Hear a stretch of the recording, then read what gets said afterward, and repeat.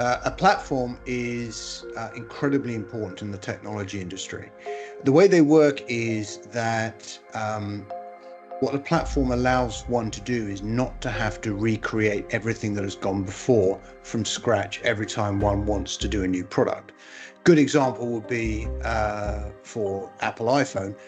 Without the iOS platform, Apple would have to rewrite the entire operating system from scratch every time it wanted to do a new product, which is obviously not a practical solution. And this is where platforms basically come into play. And they provide a starting point from where underneath it's pretty much everything is done in the same way. And then on top of it, you can then innovate and effectively do your own product. Platforms are important because their very nature has meant that the platform owner starts to move, if the platform becomes very popular with consumers and sells a lot of product, it starts to become a point of control, exactly as Android is a point of control for Google and iOS is a point of control for Apple.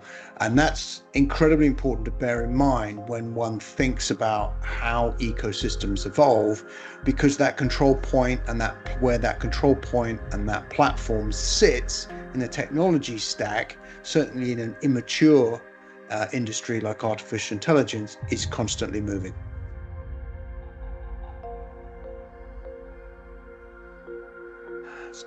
A digital ecosystem, as we have defined it, is effectively the place, the digital environment where users live their digital lives, where they talk to each other and where they consume apps and digital services.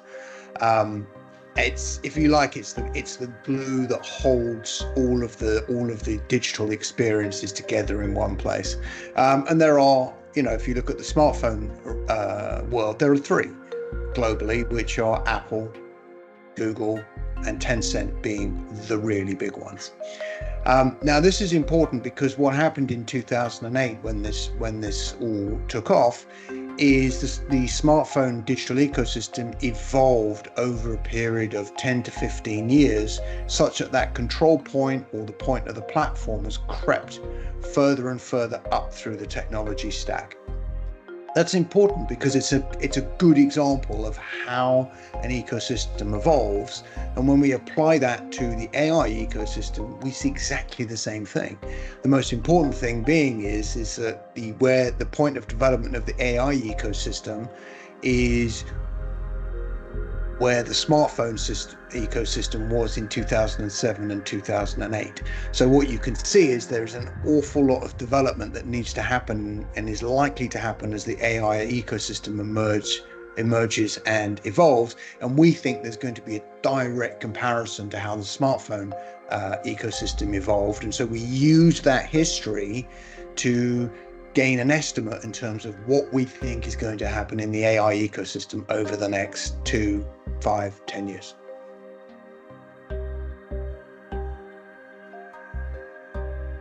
So the AI ecosystem is at a very early stage of development today. When you're looking for that key platform, for that key control point in the industry as it exists today, it is effectively at the level of the silicon development platform. And the prime owner of the control point at this point in time is, of course, NVIDIA with its CUDA platform. Now, that's at a very early stage. It's right at the bottom of the technology stack. And above that, we have foundation models, we have generative AI services, and we have the ecosystem itself. So what is quite likely to happen over the next 5-10 years is that control point is going to move. And what that does is it creates potential for dislocation in the market, and it creates the possibility for the owner of the control point to change, which of course, with NVIDIA currently being the incumbent, represents a significant risk for NVIDIA, which of course it is already moving quite aggressively to mitigate that risk.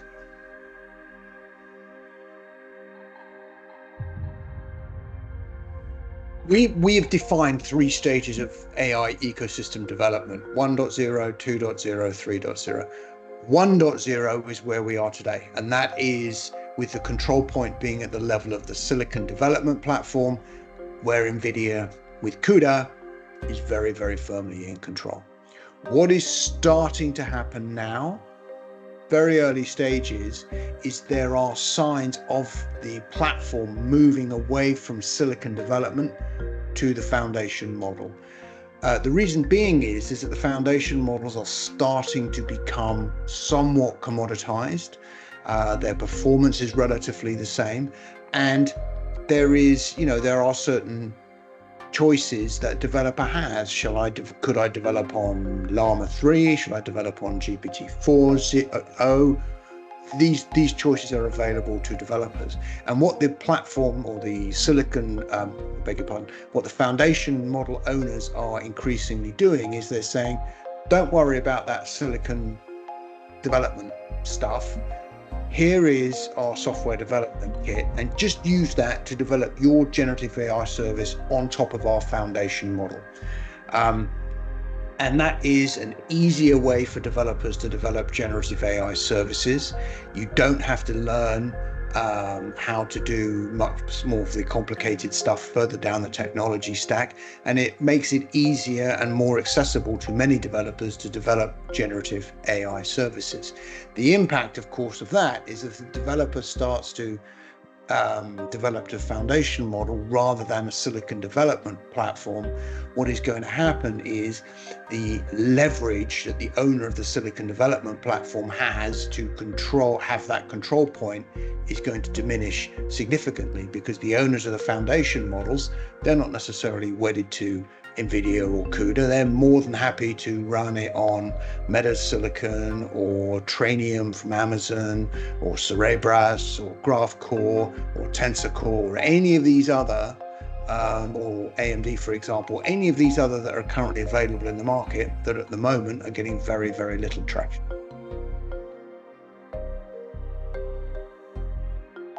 So we've defined 3 stages of AI ecosystem development.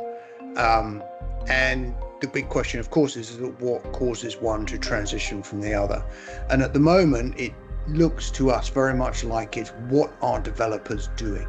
At the moment, when a developer decides to develop a generative AI service, they'll take a foundation model and they will retrain it using the CUDA platform. What the foundation model owners want developers to do is to just not bother with that lower level stuff. They will do the integration with the silicon, but want the developers to move to developing on the foundation model itself. That's what triggers that move. And the limits to it really is the speed at which the developers make that transition. If we look at how long it took for the Apple App Store and Google Play to emerge as a major defining force in the smartphone ecosystem, it took several years, so it could take a little while. So when we look at AI ecosystem 2.0 against 1.0, we're looking at 2 to 4 year development, and then from 2.0 to 3.0, perhaps another 5, 6, maybe even 7 years from now before that starts to become a reality.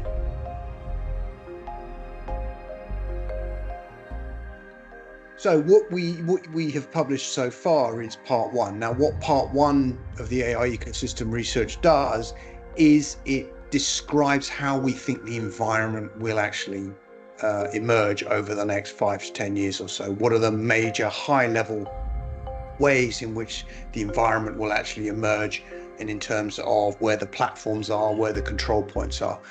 What we're going to lay on top of that in part 2 is we'll have a look in more depth at all of the different players. We'll have an opinion on what can NVIDIA do to mitigate the risk that it currently has to its dominance of the AI ecosystem. We'll be looking at things like what can Google do with Gemini? Can it break in? How does that play off against OpenAI and Microsoft? And where do other players, smaller players like Cerebras or GraphCore or Mistral or many of these other large players, how do they all fit together? So that's what we're looking at for part 2. So part 1 was kind of setting the scene in terms of understanding the environment. Part two is here are the players and this is what we think about them.